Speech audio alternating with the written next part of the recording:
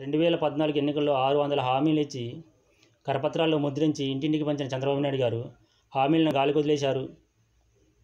మేనిఫెస్టోని పంచనామా చేసి పాతరేశారు. వెబ్సైట్లో కూడా లేకుండా చేశారు.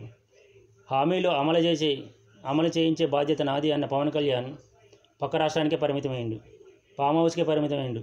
అప్పుడప్పుడు ఆంధ్ర వచ్చి చంద్రబాబు నాయుడు గారిని ప్రశ్నించకుండా జగన్ గారిని తిట్టి మళ్ళా పక్క రాష్ట్రానికి వెళ్ళిపోయేవారు.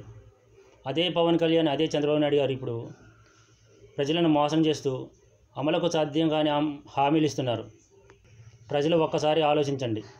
ఎవరి ప్రభుత్వంలో అయితే మన ఇంటికే పెన్షన్లు వచ్చాయో, మన ఊర్లో అన్ని సేవలు అందుతున్నాయో, వివిధ సంక్షేమ పథకాల రూపాల మనకి ఆర్థిక సహాయం అందుతుందో ఆలోచించి ఓటు వేయండి. ఇచ్చిన హామీలను అమలు చేసిన చరిత్ర చంద్రబాబు నాయుడు గారికి లేదు. కూటమికి ఓటు వేస్తే కరువును కొని తెచ్చుకున్నట్లే అవుతుంది. మన నోట్లో మనమే దుమ్ము కొట్టుకున్నట్లు అవుతుంది. చంద్రబాబు నాయుడు గారిని నమ్మి మోసపోకండి.